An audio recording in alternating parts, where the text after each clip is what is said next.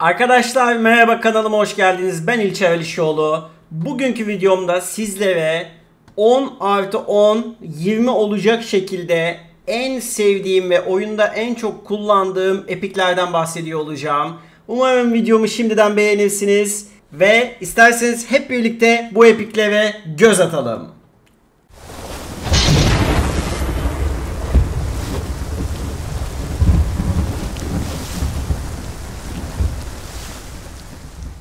Arkadaşlar şimdi bu epiklere sırayla geçeceğim ama şundan bahsetmek istiyorum.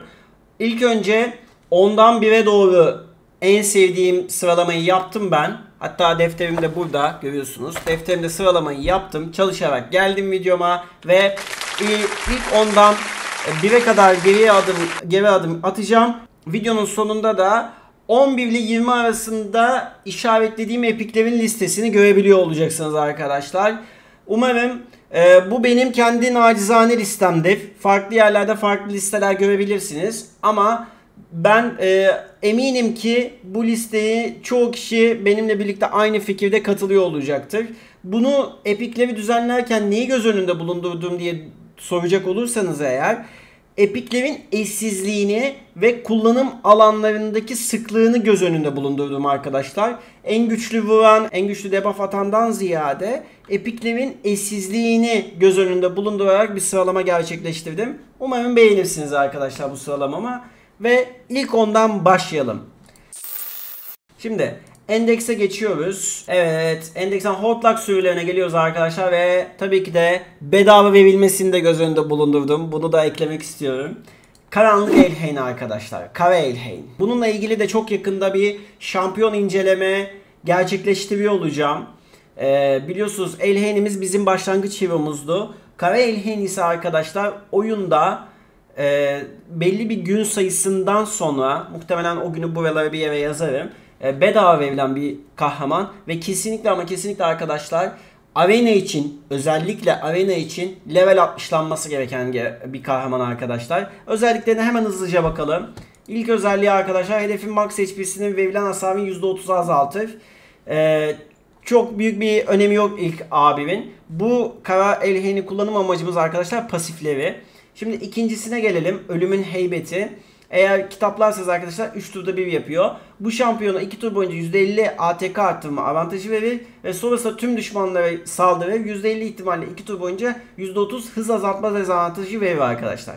Bunu Elhain'i arkadaşlar eğer ki buz goleminde kullanacaksınız, buna isabet kasmanızı öneririm. Ama sadece arenalarda kullanacaksınız benim gibi. O zaman sadece ATK, crit oran ve crit hasara yönelmenizi öneririm arkadaşlar. Pasiflerine gelecek olursak, bu şampiyonun dövüş betirisini %25 kadar doldurur ve bu ne zaman bu şampiyon ya da bir müttefik dondurma dezavantajına sahip olsa anında ölümün heybeti becerisini etkinleştiriyor diyor arkadaşlar. Diğer pasifi de bu şampiyonun sahip olduğu dondurma dezavantajını anında kaldırır ve bir düşman ne zaman bu şampiyonu dondurma dezavantajı verirse bunun yerine %30 kritik oran arttırma avantajı, %30 kritik damage arttırma avantajı ve %15 güçlendirme avantajı veriyor arkadaşlar. %15 strengthen buff veriyormuş. Biliyorsunuz güçlendirme buff'ının küçük versiyonu veriyor. Bunun bir üst versiyonu %25 veriyor arkadaşlar. Şimdi bu Kara Elhain niye bu kadar önemli? Biliyorsunuz arkadaşlar arenada 4. seviyeden sonra, altın 4'ten sonra plat ve altın 4'te Tormin'li ekipler çok fazla oluyor. Tormin ve Angur'lu ekipler özellikle. Buz atan arkadaşlar bunlar arkadaşlar. Ve buz attıkları için de ve Tormin'in pasifi de sürekli buz atıyor biliyorsunuz. Tormin'li hedeflere yönelik olmazsa olmaz bir arkadaş haline geliyor bu Kara Elhain. Özellikle Tormin'li ekiplere karşı ve Angur'lu ekiplere karşı, Gurgoh Angur'lu ekiplere karşı kullanmanızı öneririm. Evet, 9 numaraya geçiyoruz arkadaşlar hızlıca. 9 numaramızda arkadaşlar son zamanlarda eklenen şampiyonlarımızdan Deacon Armstrong var. Deacon Armstrong, evet, Diakos Armstrong arkadaşlar. Mükemmel bir hero. Niçin mükemmel? Oyunda en hızlı bir şekilde herkese defans kırma debuff'ı veren arkadaştır kendisi. Hiçbir efsanevi kahraman veya hiçbir epik kahraman bu arkadaşın yanına yaklaşamıyor bu konuda. Şöyle ki biliyorsunuz arkadaşlar bu Diakos Armstrong'un Üçüncü buff'ı tüm müttefiklerin dönüş metresini %15 doldurur. Tüm düşmanların dönüş metresini %15 azaltır. Kitaplarsanız 3 turda bir yapıyor ve 1 ekstra tur veriyor arkadaşlar. Ve böylece bunu yaptıktan sonra A3'ünü bastıktan sonra A2'sini %100 ihtimalle oluyor eğer kitaplarsanız, ki kitaplamanızı kesinlikle öneriyorum. 3 turda bir ve buradan da tur geldiği için aslında 2 turda bir arkadaşlar bütün ekibin defansını kırabilen bir arkadaş. A1'i de arkadaşlar sömürme dezavantajı veriyor. Sömürme dezavantajı da biliyorsunuz ki arkadaşlar, karşı tarafa vurduğunuzda eğer ki karşı tarafta sömürme dezavantajı varsa o vuran kişiye HP sağlıyor arkadaşlar. Hak sağlıyor. Bu da önemli bir debuff olduğunu söyleyebilirim ve aynı zamanda da bütün her yerde %19 müttefik hızları arttırıyor arkadaşlar. Güzel bir aurası da mevcut. 9 numarayı geçtikten sonra hemen hızlıca 8 numaradan bahsetmek istiyorum. 8 numara arkadaşlar tabii ki de Geyik Şövalyesi. Niye Geyik Şövalyesi? Geyik Şövalyesi belki oyundaki en eski epiklerden bir tanesi haline geldi. Yani belki oyunun ilk çıktığı zamanlardan beri vardır kendisi. Çok ben oyuna bir sene sonra yaklaşık katıldım.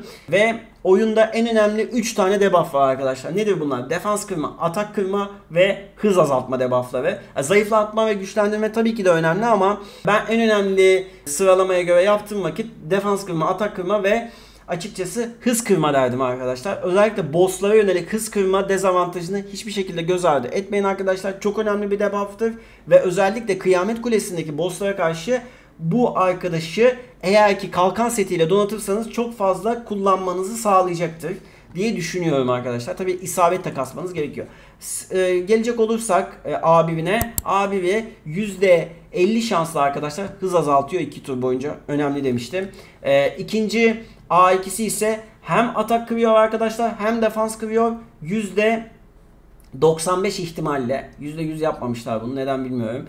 %95 ihtimalle arkadaşlar hem defans kırıyor hem atak kırıyor. Oyunda hem defans kıran hem atak kıran birkaç tane kahraman var. Onlardan bir tanesi Geyik Şövalyesi arkadaşlar. O yüzden önemli bir arkadaştır kendisi. Her yerde kullanabilirsiniz. Pasifi de bir düşmanın direnişe sahip olduğu müttefiğin her dezavantajı için o müttefiğe bir tur boyunca %50 isabet arttırma veriyor arkadaşlar. İsabet arttırma da biliyorsunuz önemli bir buff, artık önemli bir avantaj. O yüzden arkadaşlar isabet arttırması da bir tane müttefiğin isabeti düşük olan müttefikler için önemli bir hale geliyor. Hemen 7 numaraya geçiyorum. Tabii ki de 7 numarada arkadaşlar kusurlu canavarımız var. Kusurlu canavar yani Frankenstein kendisi. Frankenstein'dan esinlenerek yapılmış, zaten belli yani, her tarafında elektrikler vesaireler var. Ya bu arkadaşın yapmadığı bir şey yok diyebilirim yani size. Neler yapıyor? Kalkan veriyor arkadaşlar. En önemli özelliği kalkan vermesi A2'si. Sersemletme dezavantajı veriyor. Karşı tarafa %50 ihtimalle ve arkadaşlar tüm müttefiklere 3 tur boyunca verilen hasarın %25'ine eşit kalkan veriyor. Eğer ki bu arkadaşı örümcekte kullanırsanız çok fazla yararını görüyor olursunuz arkadaşlar. Ekibinizi öldürülmeyecek şekilde ayakta kalmasını sağlayacak bir arkadaş haline gelir. İsabetini arttırmanızı öneririm. Sersemletme vurması tabii ki de önemli ve aynı zamanda arkadaşlar HP tarafından vurduğu için gücünü HP'sini çok arttırmanızı öneririm. Kritik olan kritik hasarı da benzer şekilde arttırırsanız arkadaşlar o kadar yüksek seviyede kalkan alırsınız. A1'ine gelecek olursak A1'de arkadaşlar %15 ihtimalle kitaplarsanız %25 ihtimalle sersemletme dezavantajı verir. Eğer stun dezavantajı verilirse bir tur boyunca %50 ihtimalle de %60 defans azaltma dezavantajı verir arkadaşlar.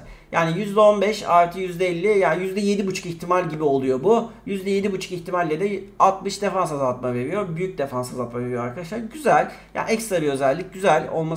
Olması iyi arkadaşlar. Ve ürkütücü inleme pasifi ne zaman bir müttefik koruma avantajı aktifken hasar alırsa saldıran kişiye bir tur boyunca korku dezavantajı veriyor arkadaşlar. Güzel bir pasif ve tabii ki de yine ekibin ayakta kalması için müttefik koruma çok önemli biliyorsunuz arkadaşlar. 3 tur boyunca %50 müttefik avantajı veriyor kendisi dışındakilere ve bu şampiyonada max HP'sini %50 oranında iyileştiriyor ve hani hasar alması durumunda ve bunu 4 tur boyunca yapıyor. 4 turda bir yapıyor, özür dilerim. Bu şampiyona 3 tur boyunca %15 sürekli iyileşme avantajı da veriyor arkadaşlar. Neredeyse ölümsüz hale geliyor kusurlu canavarınız zindanlarda. Bunu nerede kullanabilirsiniz? Örümcekte olmazsa olmaz arkadaşlar. Tabii ki de buz goleminde de isterseniz kullanabilirsiniz. Hemen 6. kahramanımıza geçebiliriz. 6. kahramanımız arkadaşlar Mordecai. Mordecai de yeni eklenen kahramanlardan bir tanesi. Kendisi yine bir örümcek canavarı olduğunu söyleyebilirim. HP yanığı atıyor.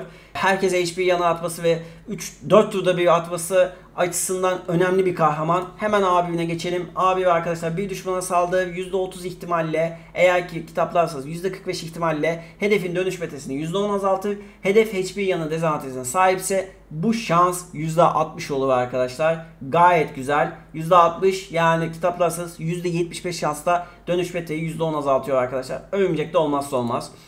A2'ye geçelim. Tüm düşmanların dönüş betesini %75, kitaplarsanız %100 ihtimalle %15 azaltır. Tüm müttefiklerin dönüş betesini de %15 doldurur arkadaşlar. 3 turda bir.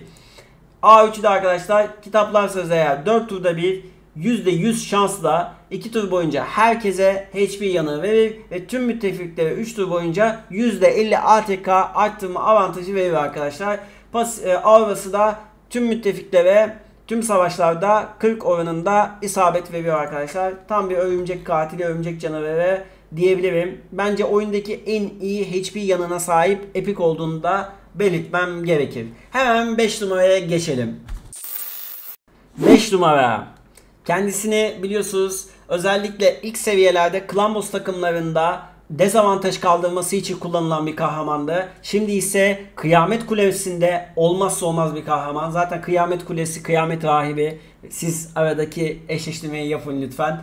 Çok komik espri lan vallahi eminim. Bayağı komik. Çok üst düzey bir espri bu ya. Çok iyi bir kahraman olduğunu söyleyebilirim. Çok iyi bir kahraman olduğunu söyleyebilirim. Niçin? Pasifi arkadaşlar hiçbir kimsede yok. Ne yapıyor? Bu şampiyonun turunun başlangıcında bütün müttefikleri HP'lerinin %7.5 oranında iyileştirir ve rastgele bir dezavantajı ortadan kaldırır arkadaşlar. Kıyamet Kulesi'ndeki bosslar biliyorsunuz çok can sıkıcı. Çok fazla debuff atıyorlar ve dondurmadır, sersemletmedir, defans kırmadır ve atak kırmadır. Bunları kaldırması açısından özellikle bir tane örümcek var biliyorsunuz. Sürekli olarak zehir atıyor yandaki örümceklerle birlikte. Ve özellikle bu örümceğe karşı arkadaşlar Kıyamet Rahim'de kullanmanızı öneriyorum. En önemli özelliği tabii ki pasifi ama abimine de hemen hızlıca bakalım. Bir düşmana saldırı ve rastgele bir müttefike %15 kritik oran arttırma avantajı veriyor arkadaşlar. Eğer ki bu tabii ki kritikse, saldırısı kritikse bunu sağlıyor. %15 kritik oran arttırma yani fena değil. Çok önemli değil açıkçası bu buff. Ve ikinci buff'ı da arkadaşlar tüm müttefiklere 3 turda bir, 2 tur boyunca %50 ATK arttırma avantajı verir. Bu arkadaşlar özellikle acımasız setle donatmanızı öneririm. Acımasız setle donatırsanız ve hızını da olabilecek en üst seviyelere getirirseniz çok fazla verim alacağınıza inanıyorum arkadaşlar. Hemen 4 numaraya birlikte geçelim. 4 numarada kara elflerden Madame Sevis var arkadaşlar. Madame Sevis görüyorsunuz etrafında yarasalar uçuşturan, egzantrik şapkasıyla, karizmatik bakışlarıyla, asasıyla herkesi kasıp kavurmaya gelmiş olan tam bir debuff yani nazar verici arkadaşlar. Tam bir debuff verici, nazar verici, bütün buffları kaldırıp nazarları veren, arenalarda olmazsa olmaz, bütün plat arenalarda, gold, altın 4'te kullanılan en önemli kahramanlardan bir tanesi arkadaşlar. Hemen en önemli özelliğinden başlıyorum. A3'ü arkadaşlar düşmanlardaki tüm avantajları kaldırır, mükemmel ve tüm düşmanlara 2 tur boyunca %50 ATK azaltma ve %60 defans azaltma dezavantajı verir arkadaşlar. Ve bunu 4 turda bir verir ve yeni gelen biliyorsunuz yapay zeka sistemiyle birlikte bu arkadaşı arenalarda arenalarda kullanacaksanız hemen A3'ünü kullan diyorsunuz arkadaşlar ve böylece kendisi ilk başta eski yapay zekaya göre A2 ile bazen başlıyordu, bazen A3 yapıyordu, duruma göre değiştiriyordu. Bunu sürekli olarak A3'lü kullanarak arenalarda da defans takımlarınızda da kullanabilirsiniz arkadaşlar. A2'ye gelelim. Tüm düşmanlara saldırır, %50 ihtimalle arkadaşlar her hedeften rastgele bir avantajı çalar. Daha sonra bu bir avantaj çalması halinde 2 tur boyunca tüm müttefiklere blok dezavantajı uygular. Avantajları çalınan düşmanlara 1 tur boyunca gerçek korku dezavantajı verir arkadaşlar. Bugün çok hızlı okumaya çalıştığım için bazen dilim sürçüyor. Özür diliyorum sizden şimdiden. Ve bunu 3 turda bir yapıyor arkadaşlar. Gayet güzel A2'de. A1'de arkadaşlar korku dezavantajı veriyor %20 ihtimalle. Eğer hedef bir dezavantajı sahipse bu ihtimal %30'a kadar artar. 2 veya daha fazla dezavantajı sahipse de %45 ihtimalle korku dezavantajı veriyor arkadaşlar. Pasifi de bu şampiyona her turun başında kalkan veriyor. Bu önemli. HP'sinin %10'un değerinde ve kalkan avantajı aktifken hasar alınırsa bir tur boyunca saldırına %35 ihtimalle korku dezavantajı veriyor arkadaşlar. Bu arkadaşı arenalarda kullanabilirsiniz. İlk seviyelerde eğer karşınıza çıkarsa zindanlarda tabii ki kullanabilirsiniz. Çünkü biliyorsunuz yani defans kırma ve atak kırma en önemli debufflardan birisi olduğunu söylemiştik. Dezavantajlardan birisi olduğunu söylemiştik.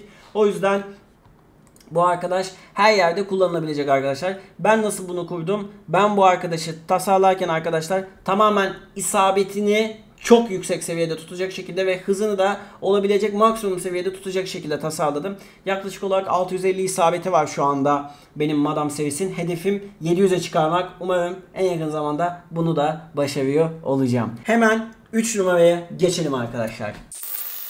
Yavaş yavaş 1 numaraya doğru gelirken 3 numaramızda yine hiçlik kahramanı olan kahinimiz var arkadaşlar. Ork endeksinden. Ve bu kahraman Kıyamet Kulesi'nde hız takımlarında olmazsa olmaz bir arkadaş olduğunu söyleyebilirim. Ya bu arkadaş yoksa hız takımını Kıyamet Kulesi için kurabilmeniz çok zor. Ben bu arkadaşı zindanlarda kullanıyorum. Kıyamet Kulesi'nde kullanıyorum. Yani dalgaları yok etmek için olmazsa olmaz bir kahraman arkadaşlar. Hemen hızlıca abime bakalım. Abi ve bir düşmana saldırır. %20 ihtimalle ekstra tur veriyormuş bu arkadaşa. Güzel, fena değil. A2'ye gelelim arkadaşlar. Tüm metrifiklere 2 tur boyunca %30 kritik oran arttırma avantajı ve tüm düşmanlara 2 tur boyunca %25 zayıflatma dezavantajı veriyor. 3 turda bir ve 4 turda bir de en önemli özelliğine geliyorum arkadaşlar. Bütün müttefik ve düşmanlardan tüm avantajları kaldırır. Ardından bütün düşmanlara saldırır. Kaldırılan avantaj sayısına göre altını çizelim. Hasar artar. %50 ihtimalle tüm düşmanlara bir tur boyunca uyku dezavantajı verir.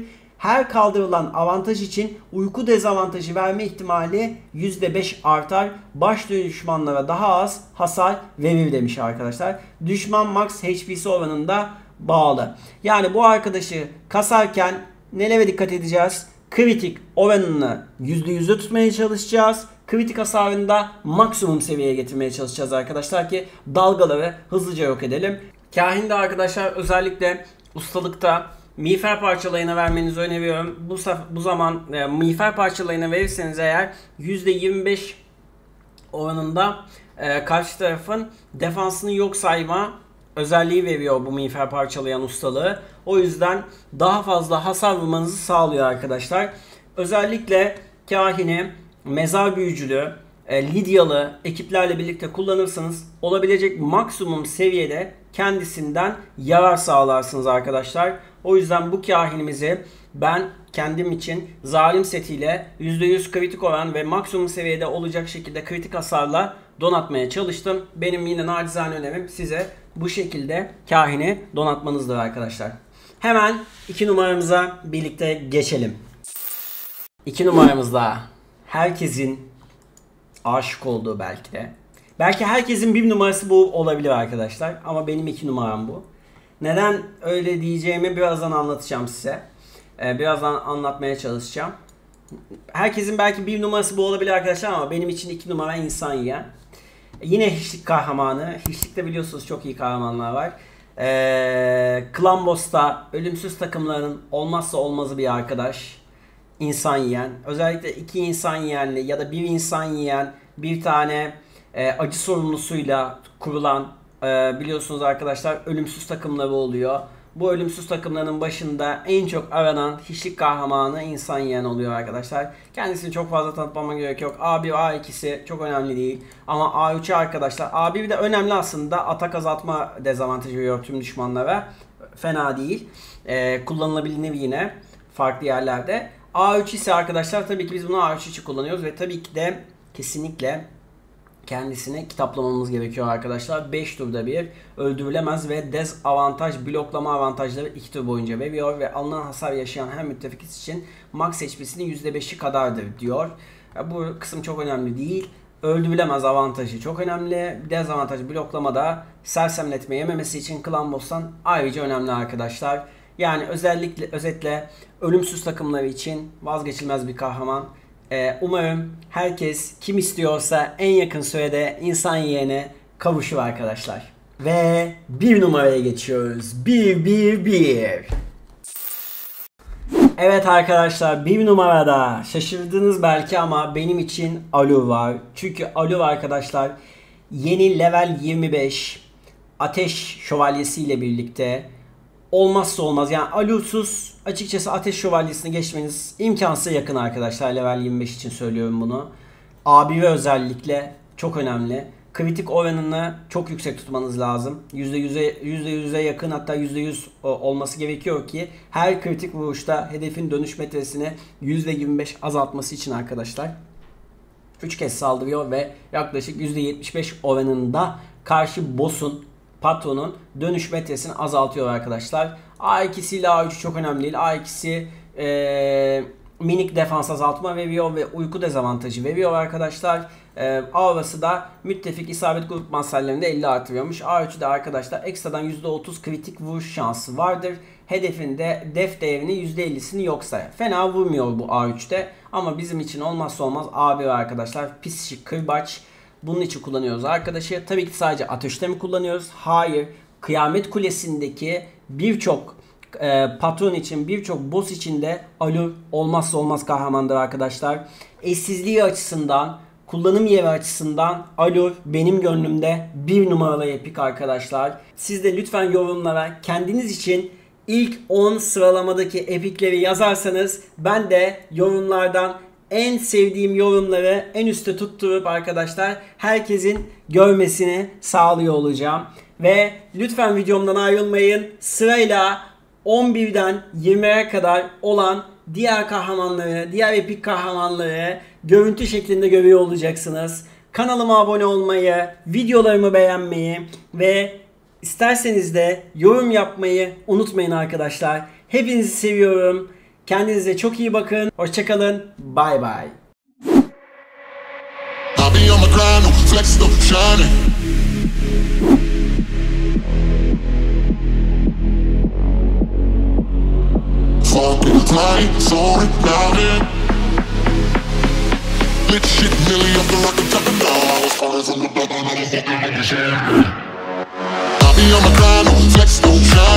Oh, yeah, baby, finna pull up right beside him. They call me sicky, I was never one for hiding. And if the weekend kicking in a Monday, I'll be riding.